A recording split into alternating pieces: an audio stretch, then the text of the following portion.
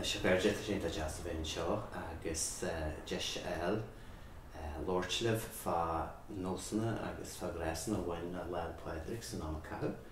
Tá maint a Buíochas an chorú forma ón Teanmhairc an teoir an Alcharach hacht agus Lortliv dacalis na nithe seo. Is cynda éilte mór na bliana Féile Pádraig ní bhain an teáin éirin ach mar sol dúine fod na crunne san am Dobhair. Cén cydym tagartí den cheilirú ghéanaí Féile Pádraig go bhhaid siar le betir 1000 bliain an níos mó. Tá tagart a gine a bheor dwacha fan dói malú don na hoglaisí agus don na mánistratha an sin ag an am. Ceilirú ghéanú bhais Pádraig. Agus han ceilirú le bhain a bhí gceist a ceilirú trí le agus trí ihe. Agus baineann leor bhatha le tris aber na deithís agus fagin sin go se go siar 1000 bliain. Nes cydym na rudí smó has na mátha dachra le Féile Pádraig sa leilta nniuhan. Ges nám se cho amsrin bhfuil ma John tá na mórchiúltaí sin beidir cynda na rudí smó.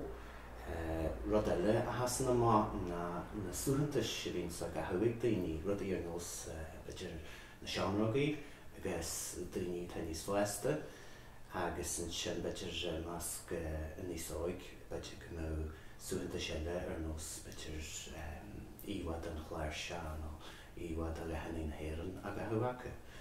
Agus cynna le na rudí a has na mát beidir an Pata Pádraig nó Pata Pádraig mar a bheitríar agus le baint sig an Energia sin le cursaí holahain a lor mar fashion na se bhilbag. Na trí rud sin at man néal luáh na mórchiúltaí, caithúsantas agus cursaí holahain sin deich an dhearnatha sin caithúsantas agus an rud a bhainú le beitir Pata Pádraig. Sin na cén beidir is sinne da bhfuil agine i measc na Nósanna go bhaineann le Féile Pádraig. Cén an tagart is luithe tuganne a bheas gan do rudaí bhaineann le cursaí álachain agus beidir an rutseo dúirtead fa chaithúsantas éagsúil beag te na hamrach nó na chrasach de thuirt aigean. Cén sé siar go dtí 7-8 agus stainiúm tú muoich a bhí taisteal fod fad na tíre an nám Sásanna Thomas Domhnaill sinam na rudéigen mar sin. A bhreac sé sin síos rudí tháinig se ar seachtain Dobhairte na bliana sin agus chuir sé suntas san sa bhéide tháinig se agus léiríonn sé go bhacha se anseo daoine caithú crasach í Pádraig agus an chosmhuitir a caithú seamragaí. Agus is cén rudínta gur thug se an chosmhuitir ar a bhuitir bhí caithú na seamragaí ag an nám. Ní mar dínta cinnte go taige rúte sin ach iad siúd de chulraí de hanseoirt bhí na crasagaí a gathú acu. Íseal agus ard, uasal agus éisio agus mar sin dé. A go bích ón tréimhse sin a réig a meidir Caint faoi dhearú na seachtain sé déag a níos go dtí ar lein héin. Den neart tagartí ón a bhearns le fis go ró Nósanna éagsúla i baint le caithúsantas í éagsúla le linn na féile seo. Agus cydym tuairiscí bhaineann sin na hiúghisteag tá si beitir rubach níos omlainne sa bhéidir go lacht Béaloidis agus a réile mar sin na teachtain tasaí agus chur níos mó simon léid agus fan me tuairiscí ó bhaite na héir na héin gus sin siad isteag an min in sa chur síos agus an legan amach ó bhain leis na crasach seo. Agus i meas na báistí bheite den nósaigh páistí crasagaí dhéanú as pepar agus éada, beidir ribiní agus seanfís a éada í bhfuil na lí thart. Agus tá samplan seo gom den chéanal rud a bhí gceist. Gasarí óga agus gesathe óga dhéanamh sin crasagaí den chéanal seo. Brethir an éada agus ar an chéanal pepar a bhí ar fáil acu ag an nám, bhfuil chuid acu bre alaíonn tú garc. Na seo rudí samplaí tá ógain dá léid ó irsma lan na tuaiche hís an sin a gandai bhéal agus fecin muid na crasagaí cineál simon an tú héin Genta da Féipar agus genta da Fisiédi agus Pisiédi an sin cineál lúpasteánna chéile agus mar sin de. Bhí sé breánaí tumar dúirt me. I bhairtníd an tír bhí na crasagaí seo éagsúil I dtaca le ceacabe gasar nó gisa a dhéanaí iad a chathú. I meas na ngasar bhí siad cineál cosla fa seo na gisa ha dhéana siad crasagaí bhí rubach difriúil agus bhí difriúil leile sonrú idir na cineál crasagaí a gathú ag gasarí agus a gisa ha.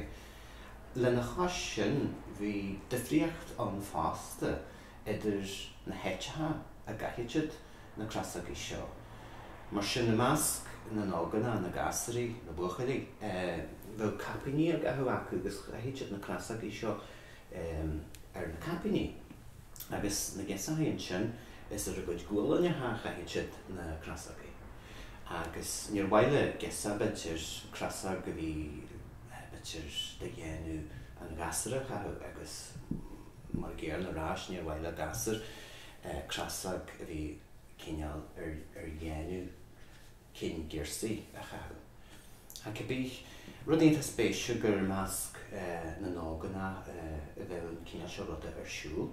A bhairtníd an tír beidir gur ar an líoch rah ré nó leir rah ré dhéanamh siad na crasagaí seo a dhéanú. Bartní eile bheit siad a gáildaí fa beidir sus le seachtain rah ré a gáilbúd an le mór. Nes don bhuitir a bhí rubach ní sinne han a bhacasáil seo bh a gathú acu ach na seamragaí héin. Agus a ríist rud a spéisiúil ná go mbeid siad an nós ag bute duna is nó na mré crasagaí chathú ina hataí agus a gapaní. Ní ar na ghuileanne ha faoi mar dhéanam na chéin san an ta leharm. Ach dhéanú macasáil na bhar, dhéanú tíid sin na crasagaí seo na seamragaí minisceal a chathú ar a gcuid capaní agus i bhairtníd an tír bhí nósan go dhéanú tíid na seamragaí seo chathú chana bhain ar an le ach go dhéanú tíid iad a chathú idir sin agus dóna na palma nó dóna na slat dóna a niúr cén tuidir le beidir tífar an dóna sin seachtain I rah bhna cés go héin. Nes ní bhí mar an spáis uaireantaí idir cuidim Féile Pádraig agus dóna na palma ach mas seachtain na bhíon bhí nósa cuta na fir na seamragaí a chathú agus iad a bheith a gathú acu ar fáil na tréimhse sin idir Féile Pádraig agus dóna na palma héin. Rud eile dtaca le na grasag de ná tu bhfuil den nós a bhain le beidir a bheith déanú crasagaí gentas Féipar agus gentas éada a bhí measc na bhaistí, bhí nós ag daoine crasagaí dhéanú ar Féile Pádraig a bhí beidir cos le crasagaí bríide. Nó chuir siad crasagaí bríide gimne do gimne. Agus déta siad a bheith gentas féiche faoi mar dhéanaan go leor gin crasagaí bríide ans féiche sa leith aniuhan agus leis na Cainte. Ach rud eile a bhí eolaí ná go na nósan na crasagaí seo dhéanú maithe sileag, slatathe sileage. An chuid is cíle den na slatathe sin na cinse. Agus bhí nósan fásta dtaca leis na crasagaí éirí seo iad a chrathús na tuiche. Agus I bhairtníd an tír beidir na dhéanamh siad a crasag go bhhain a chur suas a an bhíon agus tá sé le léú againn gur ó beidir éite has a tír agus go deacail le duine beidir íse tí ebre má ó líon na grasag go bhí le feiceáil crochta fod fád a tí. Ma bhí sus le tríthe crasag an sa te dhéala sé go méidir gur ón te sin tríthe bliain de ís. Tóca tríthe bliain ribh sin agus gach Féile Pádraig go curú crasag speisialta suas in anar an líomh. Agus sin go rudínta spéisial é sin mar nós. Ach le cos crasagaí den híine seo chuir suas a dtíthe, má bhí bothagaí nó bóthaí ag na daoine chuirte de léad suas an sa bóí fásta lena go deang bíoch in sláin sa bhailte den bhíon pat rófa. Nes Caintir na crasagaí nó na suhantais tá nó sa bhain leis na sean crasagaí seo Mícheál agus Mícheál batir le cé bliain inis.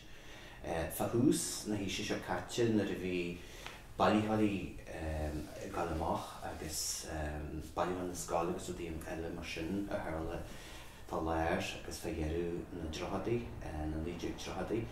Ní raibh mar an iomra dhéanú na grasach seo. Agus sin rud is mó bhí teachtain tasaí fan am sin na mar gus na suhantais sibhíonn a gathúigh páistí sa leitúniu an cinn seo beidir íhad an pláir se le feiceáil an tú agus an de glas agus rubíní go másta síos fuifa.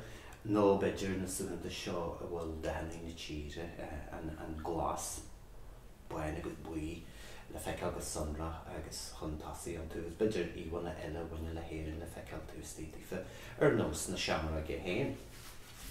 A sin an ceacu rascar a léidir seo ó sin deite go méidir go bhfuil bonus éigin leis na suhantais seo i gascuirt ón chineál seo ruda. Rud eile spéisiúil fan na sean crasagaí seo na a bháid siar na hen mit siar fada go leor nó nach ró pin agus pamblaie agus marcarí agus crain agus rudí eile den chineál sin ag páistí.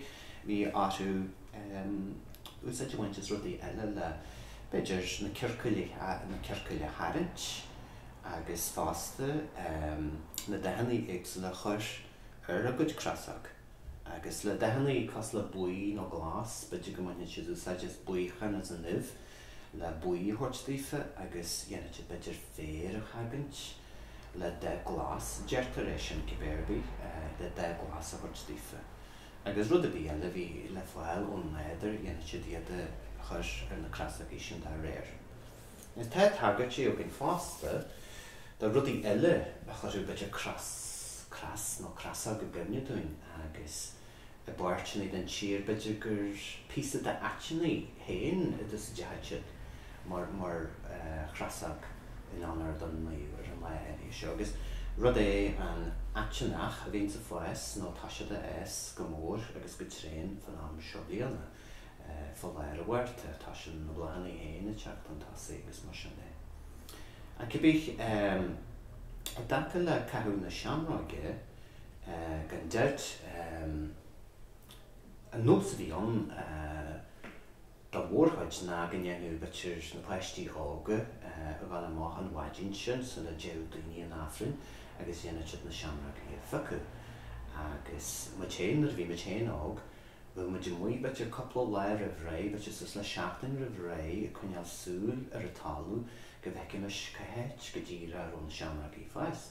Mar bí gneirtar go siad bre líonmhar agus tá siad líonmhar fud fad na tíre seo a tá páirtinaí den tíre tá beidir go bhfuil neart domasaí fan éit agus nach talú ó chorú le agus bhí sin eolaí san éit ro matéin.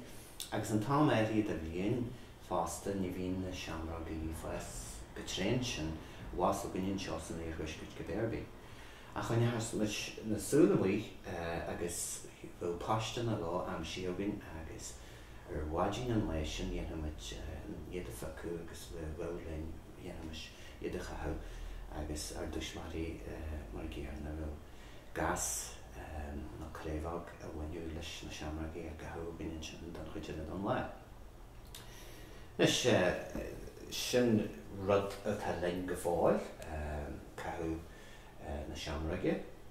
Tá rud eile a bhí leite leis a teamrag agus sin beidir buthú na seamráige nó fliuthú na seamráige agus tá go leor bhíon beidir a bhaithí omráir sin agus beidir gus mu teach daoine cé a sean leis an nó sin na Harpaí.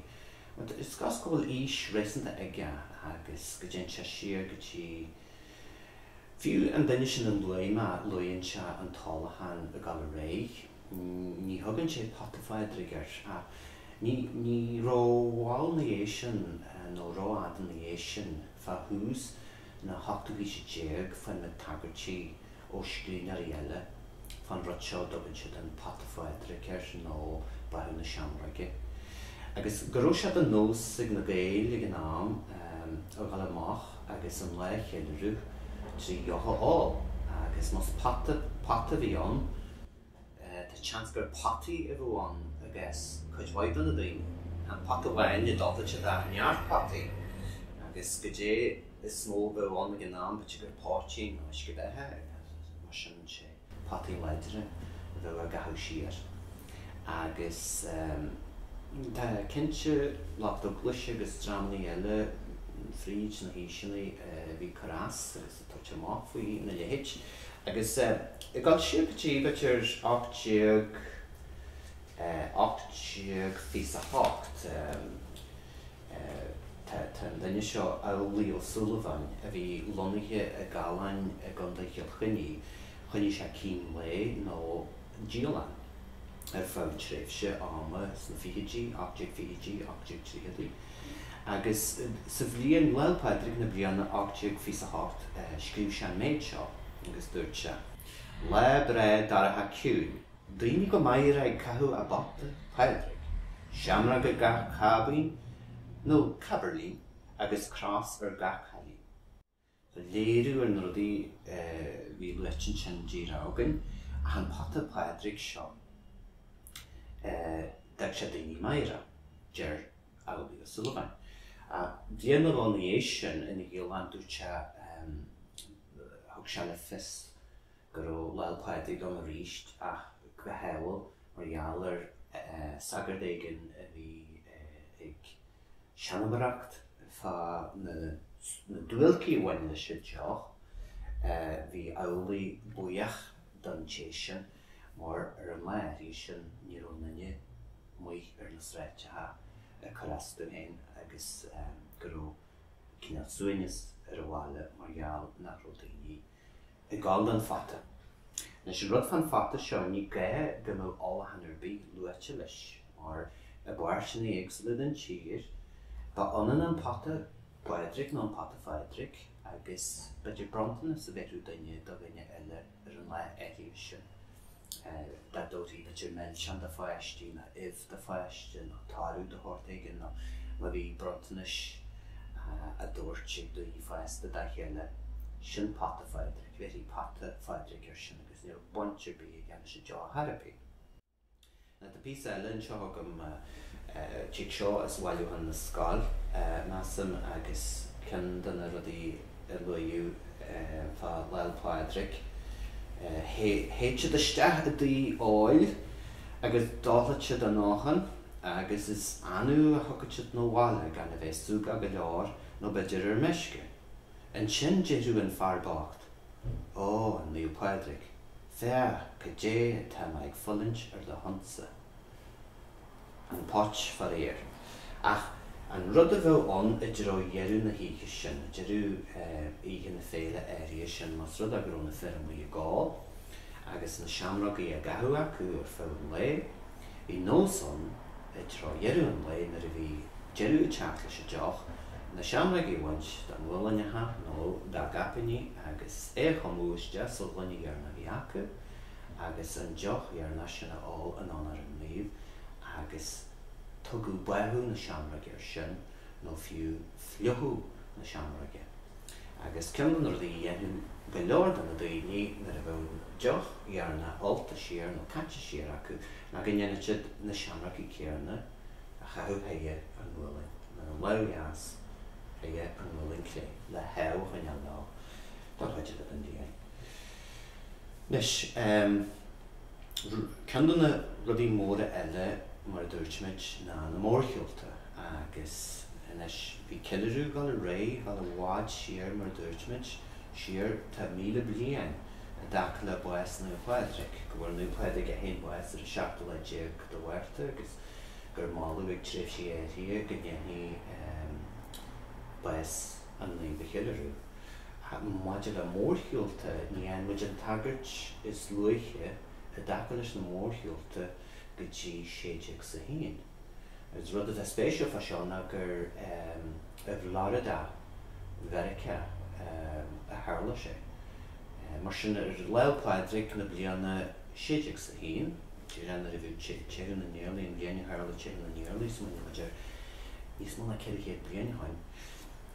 Cuid na héirnaí a bhí bhí Florida ag an am sin mar chólíneacht de chuid na Spáine. Agus bhí Gaeilge lonnaithe hall agus máú go mó mórthail acu bonnaithe ar éile an naomh agus bhí sin an. Is tá sé beidir carú agus beidir cé bliain na dhé sin go bhfuil meid an Féile Pádraig de mórthail eile a gcathair mhórda chuid bheith agus sin Boston. Agus an Boston hartar bhíon sílim 7-7 runniu an Féile mórthail a ghéanú in sin in ómas an naomh ar an le. Agus in sin coppla bliain na dhé sin tuair na bliana beidir 7-7 bhín mórthail nua áireach agus loimid nua áireach cenas gur sin cean na mórthailtaí is mó a tharlaíonn a dacail a rud a bit.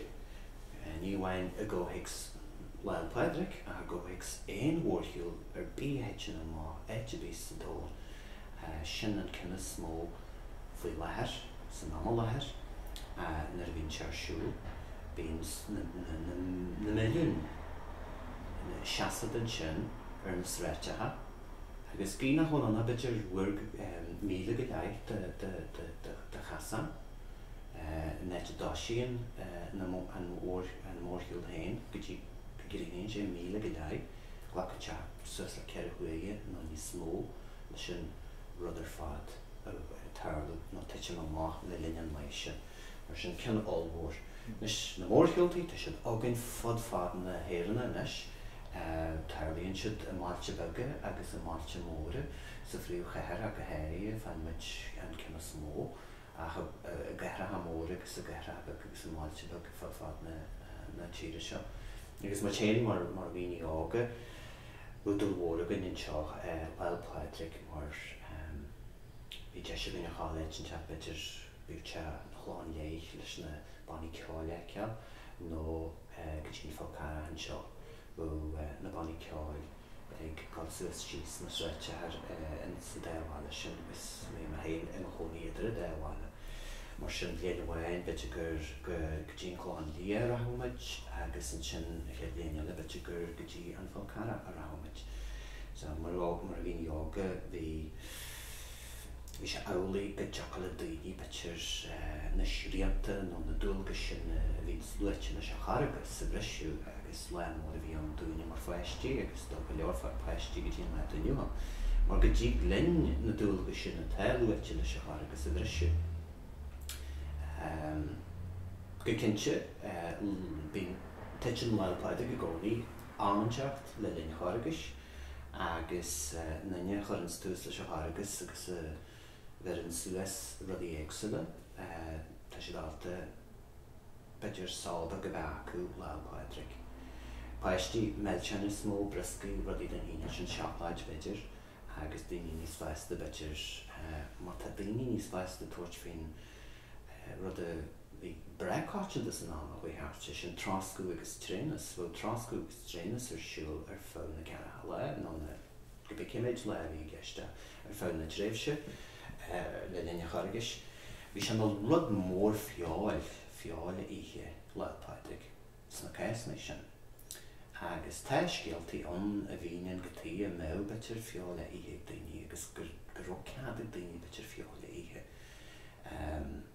Ach bhí éite an agus bheith siad iasc Pádraig ar an neáil seo agus tin scéal bháid siar is cásil, tin sé go dtí beitir an dó isteag net go raibh maanach a bhreac contas síos faoi Féile Pádraig agus a bhairt don chotas sin buíonn se. Go raibh Féile Pádraig fan rank i gáilbe chuid éideachais agus le lindá a bheith in sin tháinig cethú méilteanna agus tháinig funnar fiáile ihe agus chuir sé coppla pí a Mícheál a bhálach agus sin tháinig afalar agus imní agus dúirt sé le sin ó rima contraltin sin agus dír se mehanna sa dhí agus chuir dia aingeal nuas le cheansú agus bhí sé trídí chead an erit sin grúte le sin na níos a te fiol a bhí ríist agus dúirt se leis an aingeal córa hort dá le na heispant go raibh dia sésta leis nó ceap go leor leis agus go déireann an taingeal ach an cisteach ar caiitearón na písaí fiála seo aige agus bhí sé go bhí céine éit agus fog sé má na písaí fiála agus fog sé tá don aingeal na písaí fiála agus go déireann an taingeal ach na písaí fiála chuir steanais go thomú steanais agus go dé thar den neáileach chunta na písaí fiála steanna íasc agus bhí íasc in san isce.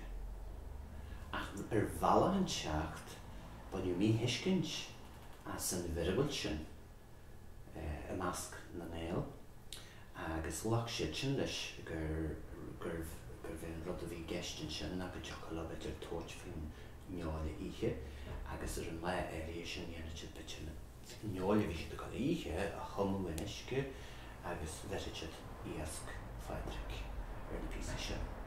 Agus gur siad sláin an trénas an le éirí sin agus nach mótí barcan nuas ar sin.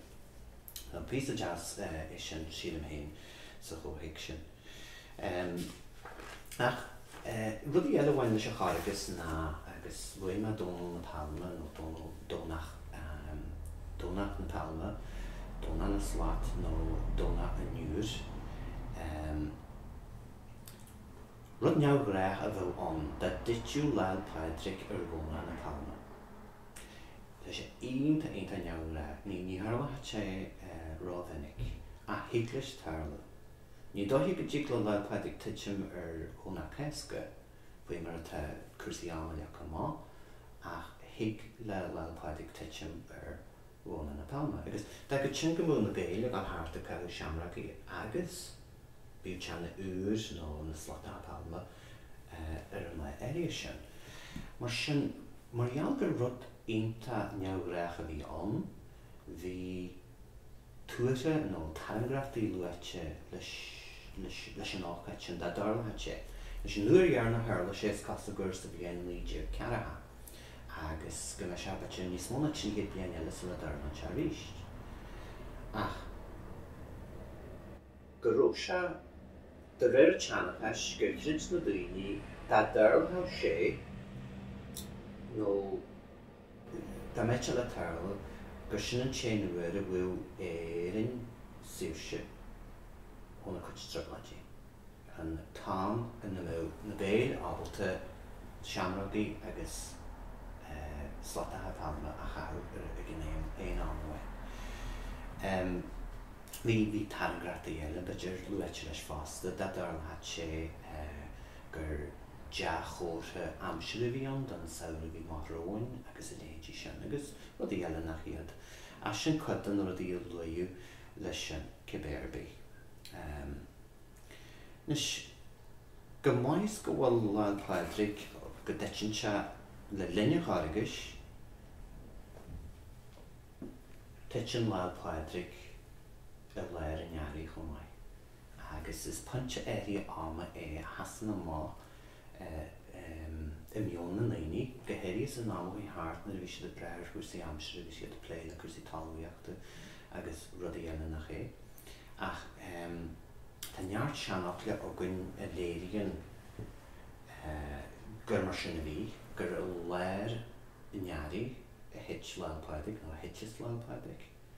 Agus léimach chuid donna seanach go seo amach a chuirla iad a bheith agann mar hanachcail tuismina te go dé go taobhachta sa bhíon pointe seo dar muir a bhfuil mar hampla ní ddírí bradan fearna a léir na caiise na leil Pádraig a léir an nearí. nó cén costa leis. Ní ddírí bradan a léir an neasa na leil Pádraig a léir an nearí. nó ní ddírí creibh an rim na lachan na leil Pádraig a léir an nearí. Ná cén na bhaine le chuige olú an héin, leil Pádraig a léir an nearí mar atá an chraibh a léir an Seachtain. Agus rud eile léirithe an punch am sin lena muin an Féile Pádraig na an seanachil seo cóad le zíthe Féile Pádraig. Nes deirú daoine beitte gur sin le bhá eile I né an seachtain le déag hartar an fiú le ach tá se níor seanna cúpla le gur cóad le agus zíthe Féile Pádraig agus is álainn pés. Mar sin tan gibhrú a choristehagan tan gibhrú gimach dúin tá muid gur go drá an taurí a leir an nearí agus rud eile léirithe fad ama agus an dáinach má muid breth chuinle nó hallas a bheith gáil róáta nó níos fuidin na mar a bhíú a leir a dhéibrí seanachil eile le ilmara na Gaeilge Caitheadh Coinneáil sin le iné Béaloidis an sin Féile Pádraig Caitheadh an Coinneáil agus an Coinneáil an ní bheite íhart. Tá muid is muitiú gur seo seanachil a bhaineann le ís ribh amsir na Haimléise, ribh amsir an leictrithe agus gur daoine ag breth go mór ar chuinle le salas a chuineann lá. Agus an sin ó tharla gur a leir an nearí a bhíonn se go duit an Féile Pádraig bhíonn an amsir a gáil a bheos. Agus ceann na seanachil is caiiteantaí dábhar againn agus tá bitir rólas I go leor daoine ná gath darna le an leis amach ar sa bríd agus gahéon le an leis amach sa Pádraig. Rud a héalaíonn go mbeadh an amsir gáil a bheos go meastere gath darna le ó leil bríide go le an Pádraig agus ó leil Pádraig go mbeadh te gáil a bheos beagnach bech le an leis sin amach.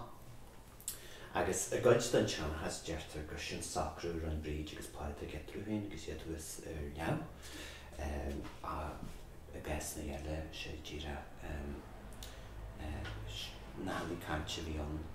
Bhí leagna difriúla na cinse den seanachil céarna ar nós gath ré le an leis amach ar sa bríd agus mar sin de ach má cos eile rud céarna bheith a gceist. Nes le chur leis sin seanachil sin a léiríonn fios ar an amsir agus rudí den Mícheál. Bhí cuppa cineile agus seo sampla na bhá amachchas seanachil olú le Energia Marisa agus cinna acu na buan go héag le Féile Pádraig na bhart a bhainnis an neart as an chloch uair. Agus cineile Féile Pádraig na bhart a bhainnis an neart as an chloch glas. Bhí nead a ngachcuil, brac a ngach linn agus gabhainn baineann beá a ngachtaí banne I néirin. É léiríonn an tandan bbliain an bhíthe I teacht an tasaigh neadratha éanathe mána go dibre agus in na héisc agus ú eile bíocht a teatarráiste seachtaíú agus tús le chur le bitir ibretha talmhaíochta na bliana bhíach róin. Nes gan doubt bhí peisreagaí buint leis an le sa bhéidir gur chreid daoine nar chóirdeid bitir barí éirí a chur sa talú go dtí go mun leis an choriste. In éite an seo fó go na ngáil níor héal daoine gur se bitir ceart nó éhar céal a chur sa talú a go daoine an nach gurú go préta go dtí go ró Féile Pádraig thart. Agus bhó nós an fásta bitir gan an bhóine baint gan taiseat ar bhaint na móna go dtí go mbeadh Féile Pádraig choriste fásta. Agus bitir go ró bitir rud practical baint le seo sa bhéidir. Go bhíonn gibh san air fada go leor isteas a mí feabhra gan tráchtar bitir steachta a míon bhairt agus bhí sin eolaí agan na meama bhí gibh san air agus Seachtain agus tíosaigh an ráfante in sin ní sin náisiúin bitir coca seán na mar sin. Mar sin rudí practical ar bhela agus iad a bhí galdan talmhaíocht, galdan choiríocht agus galdan na barí thug se punte am a ddífa le díúir agus ibrú háartar gan uair sa bí. Agus rud eile bheith tuit me máciid mar an le seo Féile Pádraig na eilereachtaí in ánar an naomh cinnte útead an nósaí daoine agus teag fáil gáil an áfrin is saoire aglasta chun mhaile saoire náisiúnta stáitse mar sin gentar gáilg na hafrin agus rudaí ar an léirí a san am bhaid thart bhí beidir nós ag daoine gáil ar ilreacht ag tibretha nó leithretha bhí luaite le Féile Pádraig tibretha a Gaeilge.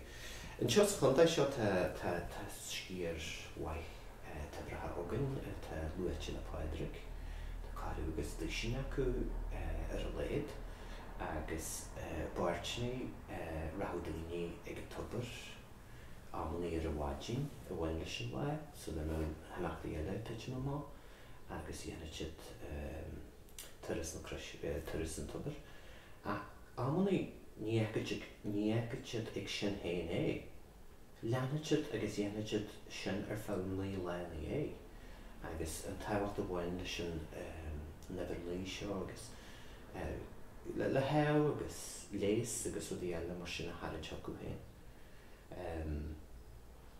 Ach rudaí eile cidim bhí mar caint fan cháragas an sin agus na dúilgas éagsúla bhíon luaite leis cháragas cin eile den rudaí bhí luaite leis cháragas na deacair le daine pása na nar se cadhach pása le linne cháragas agus an sin rudaí dhéanú daoine mas rud a gur sé máil leis a chleannas agus an rud eile bhí deise acu pása ar Féile Pádraig bhí cad bhín leis an fáscailte fáinne leanúine bhí geirí pása mar leis ceachtail agus go deacaí sin dhéanú dá a bhíon le daoine sin dhéanú de sacráte é ach beidir nach mar anna chuileis ach bhí léid ealaí go bhí. Cinnte smuitiú ar eilereachtaí agus rudaí den híineáil sin chuid don na leithretha éagsúla tá luaite le Pádraig tan tibretha mar dúirt mé tá cric éagsúla caracatha lochanaí rudaí an sin ach an deithán is smó tá luaite leis na lochdearg in seo in iscuid Domhnaill agus cruach Pádraig a go léo agus teascain ggóthicks na cruaiche gur chaise ceatha leis ceatha ihe déanamh trascú agus tréanas ar a chruach sin na linne cháragas na tréad ar sin seo in éireann agus an sin dacla loch dearg go se luaite gur chuir se ruaig ar a díabhail beidir nó fiú se ruaig le péist óréigen bhí déanú díabhail don na daoine ag an am. A tá go leor scealtaí den híineáil sin chuinn síos ar Féile Pádraig a chur ruaig le péistí éagsúla nó deoin nó díabhail in áirte éagsúla amlaí bína léid luaite le tibretha agus amlaí is le lochanaí tan rud luaite. Ach caint faoi cruach Pádraig tá scéalán a chuir an síos ar na ceatha leach ag se buas ar a chruach agus nar tháinig sé ráist ní raibh gomsa gceanna feiceáil. Deag sé mhór híos ag buna chric ná buna cruaiche ar téad as bhí sé aon bhuas agus nar tháinig sé ráist bhín gomhar a hiúil agus bhí sin chur cineálínta seir agus chur uirhuir agus tá sé cisteir bhainne bhí nach leheh ó rósacha go dé tharla an mhór agus dinse daine sin breagdá ní raibh sé ó heasta lei sin agus an sin níos fuide a raibh síos a bail mór leis agus tháinig sé coppla daine ag tríte lena chéile agus ar sin cineál ar mé ar fád é. Leis an rud fan Féile Pádraig de réir a teanachas deirtar gur daine teasaí a bhí ann agus má duine seo sa chundaid seo teasta go neart géaltaí fá Mícheál ciile a chur an síos ar an cineál néidir a bhí ag gur séanta forest farag a chuir agus gur ag se beidir málachtaí ar go leor rudaí iasc gan loch nó eibhnithe gan locha gan éisce agus eibhnithe gan éisce agus rudaí den híineáil sin. Ar a dal chéarna bhí is casil gur an néidir chéarna ag Pádraig agus ar an léirí seo né gur a rint daine breagdá agus a né gur ó daoine tríte sa chóir má agus is sin né ceatha leach a thugus ar bhair hic i geirí mehannas ó dhé eil don na Gaeilge chuir se málacht ar a tír Ach bhuaimid a bhíon bhálacht sin deant aige hanig gafail agus bhí sé go dtíon bhálacht a tharaidir ráist. A hanig an Domhnaill seo ó neall a réit leis tá do bhálacht deant chaid tú do bhálacht cha díglinn an bhálacht a tharaidir ráist. Mar sin a rud a tharla ná bhfuil ar an léad deochalamm go dtíre an bhálacht a eigeal ar bhair na bhéiche agus cadíú sin dá. Go dtíon leat a nniuhan tá de don ar bhair na bhéiche bhí déanmuid bí na bhéiche dáte don ag an bhálacht seo ag nó Pádraig áthú. Ma duine seo go héiríonn seo an Alcharach tá buint mhór ag ballar bhéimeann leis a tíú seo tíre agus chuil me héin legan den scíal a chuir síos ar bhalar ag feiceáil bhair na bhéiche don.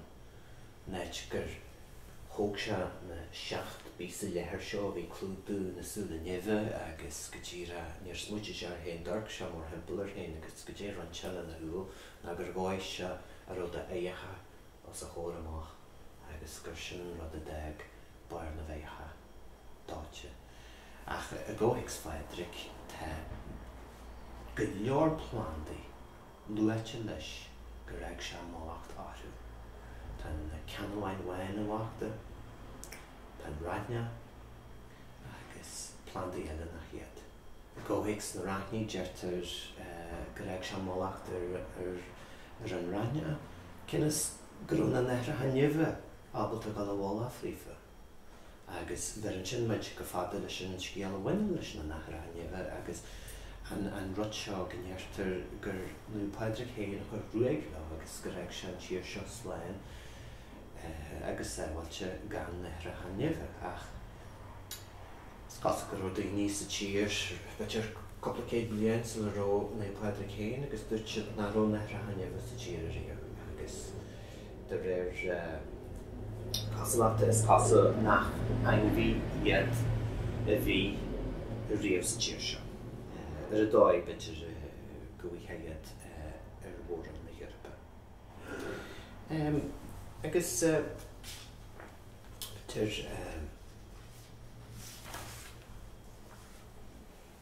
tá sé ráite gnéanaí nó Pádraig héin breathanas ar na Gaeilge ar Méidearna agus gnéanaí dí a breathanas ar Hanna eile agus go bhfuil se do bhainteiste ó gine mar béil gur cadíú é sin don Pádraig ach bheith ag súil nach mé se rocha cheasaí nach rochaí an airg an bhuair ar an léirí sin ach tá sé go maiid gom sa beidir cíneál chlásar a chur na chuid Caint héin agus tásúla gom gur bhain sibh soltas na coppla fácail a bhí agam na réit faoi Nósanna beaga éagsúla a bhain le nó Pádraig. Tá neart eile an nach bhfuil luaite agam rud ar nó an Warin Pádraig a luaite leis ach feich má mar sinne agus díra gaoithí mé banachtaí na Féile Pádraig a chuirte go 1000 maith.